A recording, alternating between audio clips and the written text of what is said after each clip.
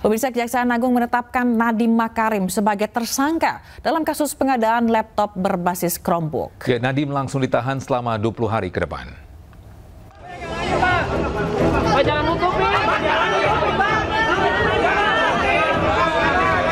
Kejaksaan Agung menetapkan Nadiem Makarim sebagai tersangka dugaan korupsi pengadaan laptop berbasis Chromebook. Mantan Mendikbudristek ini langsung ditahan selama 20 hari ke depan. Nadiem ditetapkan sebagai tersangka usai menjalani pemeriksaan selama 9 jam.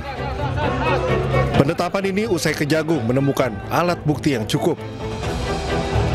Usai ditetapkan sebagai tersangka, Nadiem Makarim menegaskan dirinya bekerja atas dasar integritas dan kejujuran. Allah akan mengetahui kebenaran. Bagi saya, seumur hidup saya, integritas nomor satu. Kejujuran adalah nomor satu. Allah akan melindungi saya. Mas Menteri, insya Allah. Pada hari ini kembali menetapkan satu orang tersangka dengan inisial NAM selaku Menteri Pendidikan, Kebudayaan, Riset, dan Teknologi Republik Indonesia periode tahun 2019 akan dilakukan penahanan di rutan selama 20 hari ke depan sejak hari ini tanggal 4 September 2025 bertempat di Rutan Salemba Cabang Kejaksaan Negeri Jakarta Selatan. Nadiem langsung ditahan di Rutan Salemba Cabang Kejaksaan Negeri Jakarta Selatan selama 20 hari ke depan. Menurut Kejagung, kerugian negara ditaksir mencapai hampir 2 triliun rupiah. Dari Jakarta, tim liputan iNews melaporkan.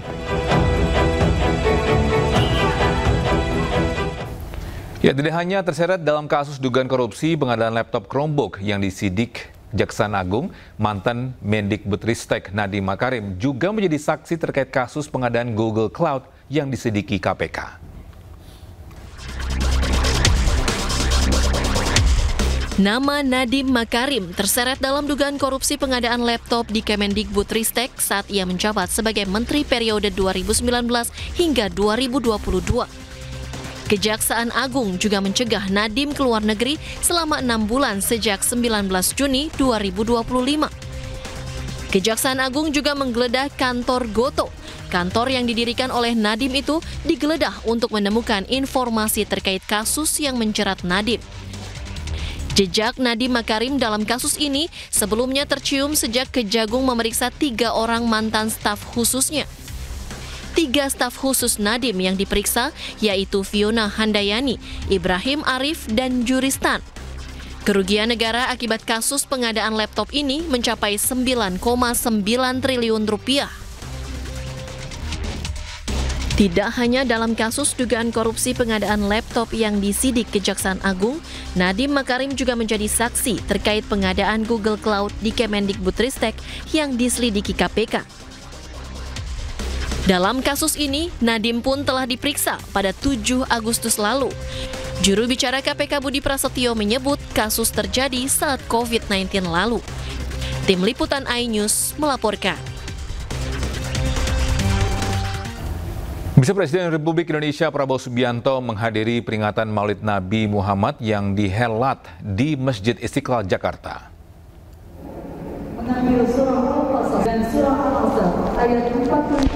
Presiden Prabowo hadir bersama Panglima TNI Jenderal Agus Subianto, Kapolri Jenderal Listio Sigit Prabowo, hingga sejumlah menteri hadir dalam acara ini. Menteri Agama Nasaruddin Umar menjadi pengisi acara ini. Peringatan Maulid Nabi kali ini bertajuk Ekoteologi Keteladanan Nabi Muhammad untuk Kelestarian Negeri dan Bumi.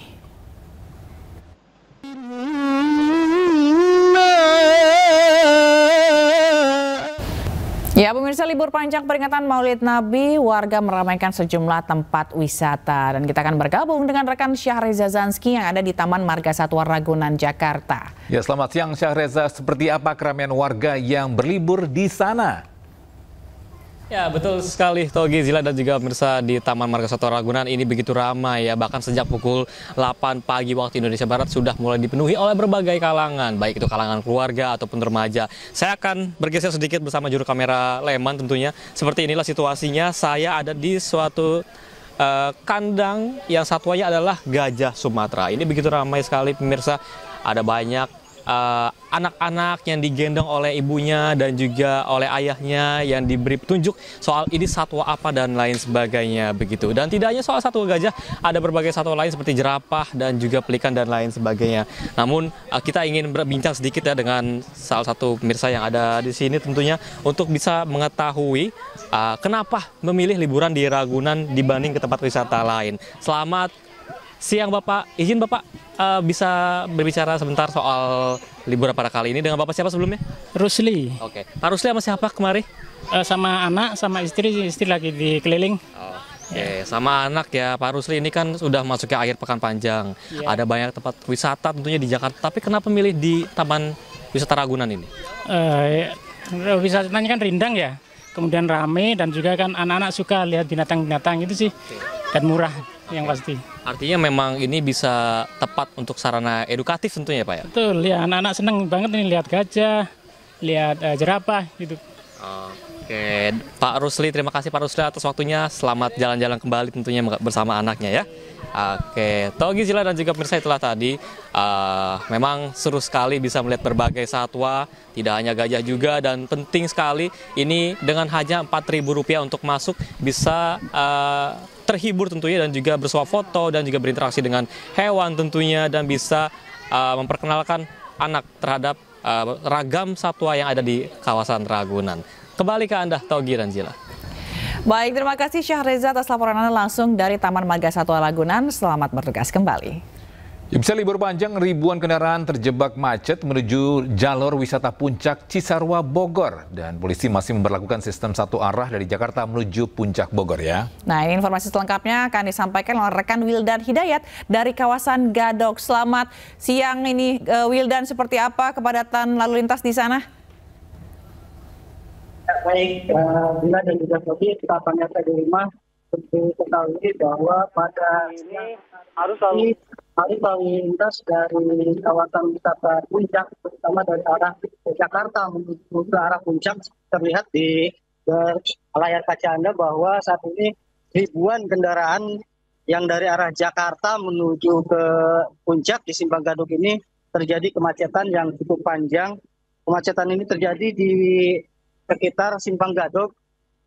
Ribuan kendaraan ini didominasi oleh kendaraan roda 4. Mereka dengan tujuan yang berbeda-beda, ada yang berwisata, ada juga yang mengunjungi keluarganya yang ada di kawasan wisata Puncak atau di wilayah Megamendung ini. Zila dan juga Togi, untuk diketahui tadi pagi dilakukan satu arah menuju Puncak, dan sebelum dilakukan rekayasa satu arah menuju Puncak telah diberlakukan ganjil genap dari arah Jakarta menuju Puncak. Zila dan juga Togi. Baik, ini sepertinya sudah mulai cukup padat begitu ya. Baik, terima kasih atas laporan Anda, rekan Wildan langsung dari Simpang Gadok, Jakarta. Selamat bertugas kembali.